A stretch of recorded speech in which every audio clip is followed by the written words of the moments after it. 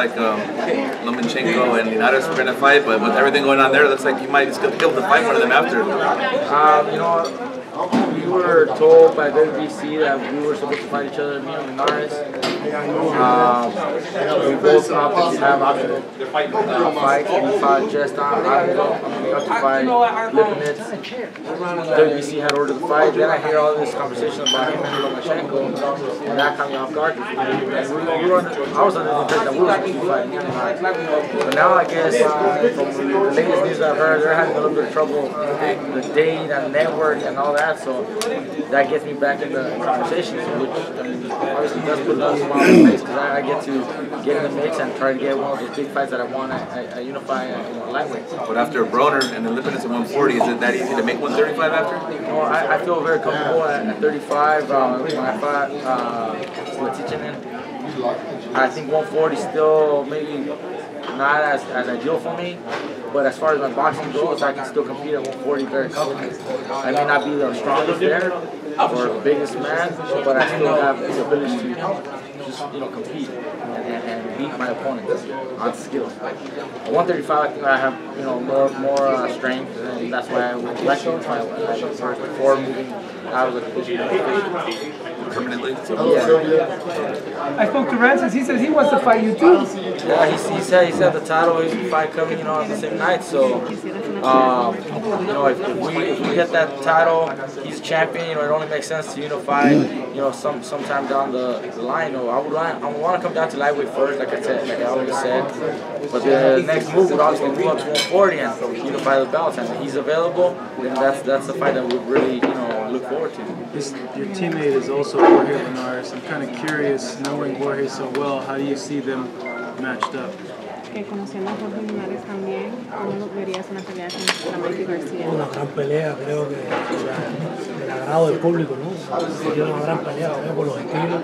Todos conocen el pedigrí de Mikey Garcia y todos conocen también lo que ha venido en estos últimos años, como decimos nosotros en el gimnasio, el segundo suspiro de Jorge Linares, que ha sido muy satisfactorio, y creo que sería una pelea del agrado de todo el público de boxeo. It'll be a great fight. The style matchup would be really interesting. Everybody knows the pedigree that Mikey Garcia comes to the ring with, and people have gotten to know Jorge Linares within the last couple of years as well. So it would be a great matchup. Keith, are you returning to Florida for this return fight? Is that where it's going to be?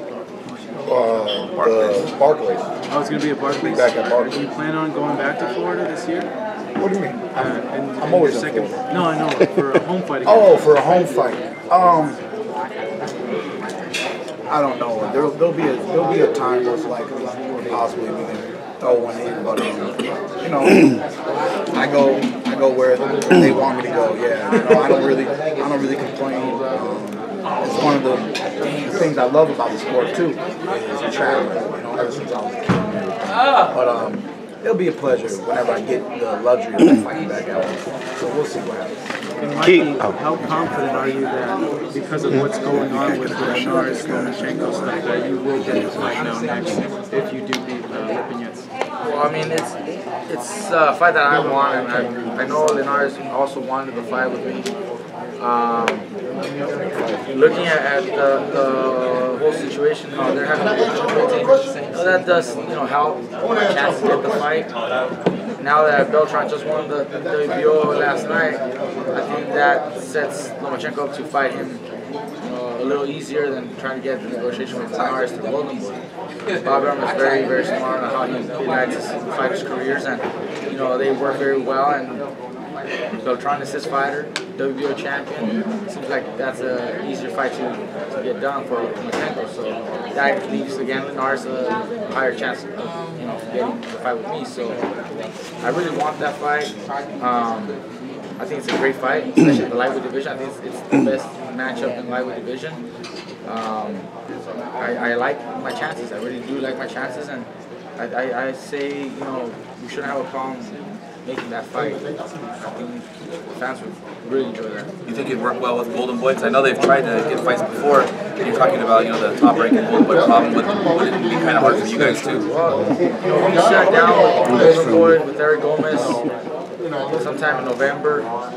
trying to get a fight with Jorge. We both, him and I, looked at financial status, and he also recommended that fight should be from January to sometime in May or the summer. We turned back to the ring. He felt that the fight in January would not be the best time because people coming after the holidays, it's not quite as a good time to host a fight like that. But if we push it back, May, June, that makes more sense. Well, now we're getting to that time, so that's why it shouldn't be a problem. And if Linares wants to fight and Machenko's not available, then the only other name that makes sense is me. If he doesn't take it, or rather take another fight, that's up to him in the end. It's still up to them. I can call for whoever we want. The fans can call for whoever they want to see, match up. But like you just say, they're not the matchmakers. Everybody has different guide plans. Everybody has different agendas for their careers. They're not on the same path. Sometimes it takes a little longer to get the fight, and sometimes it's unfortunate that the promoters are willing to work at the same pace that we want or that someone else wants. But right now, I think my chances are pretty good. And if Linares fought Lomachenko, who'd win that fight? Well, I think that's actually a really good fight also. I think Lomachenko's style is tricky enough with all the angles and speed and footwork to give anybody trouble. But I do like Linares' chance because he's got size advantage over Lomachenko. And Linares ain't no walk in the park. He ain't gonna quit. He ain't gonna throw in the towel. I still feel maybe Lomachenko takes it on a decision, but I wouldn't be surprised if Linares pulls off the victory because he's got fast hands, great combination, great experience. He's on top of his game right now. He's really motivated and just on a good high. So I like his chances too. Mikey, in the fight with you with Lomachenko would not just be a good fight, but it could be an event. Do you think it's at the level right now where if you guys signed, it would be a pay-per-view type of fight? I don't know about pay-per-view. Honestly, it's hard to judge or call for a pay-per-view. It's almost a gamble. Some fighters are able to do it, some are not. I think that fight could land on a premium network and do very well. Ticket sales would be great, but who knows about the ratings on TV for a pay-per-view. So that's kind of the gamble there. As far as the fight itself, I think it's a great matchup. He finally decides to move up to 35. He's been doing that for over a year now, and he hasn't moved up yet. Now that Beltran's champion, I think he's moving up. What do you and Keith think about pay-per-view going forward? Like, is it becoming a thing of the past, or is it still something you aspire towards? What do you guys think about the pay-per-view landscape? What I'd say is it's a money-making system, man. I mean, everybody knows this. The numbers add up real quick, okay? Pay-per-view, you're getting $1 out of every household, You get the people show up to the show just to spectate. Every spectator comes out of pocket, you know what I mean? So I think all the big money will always end up in pay-per-view, But like I was saying earlier, we're in a new generation. There's a lot of young fighters today. And I think we are just going to have to get to a point of having the fans understanding, like, hey, this dude's at the top, he's been at the top for a long time, this and that, and then there's this guy over here, and then slowly but surely, I think we can make some mega fights. I don't think it's gonna, it's, like you said, it's a risk, so you have to be very strategic about it, and it has to be the proper fight. Otherwise, it's going to be a dud, and it's not going to satisfy anybody. And we definitely, every fighter, we want to be satisfied. I mean, we work hard. Now, Keith, last night you were at the All-Star event, Michael Jordan. I'm not sure if they asked this question, but you met Terrence Crawford last night. Yeah. Any type of conversation, any type of dialogue?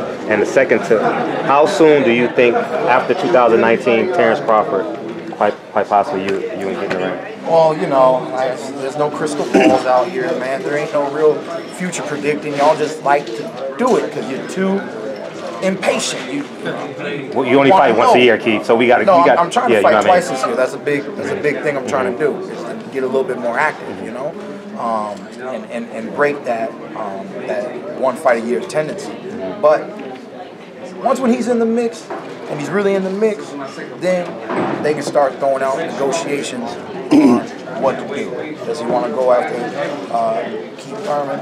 Is he going to go after Errol Spence? Do they fight each other? You got 2 belts on one side. I already got 2 belts. And then you get 4 belts. That can happen real quick, you know.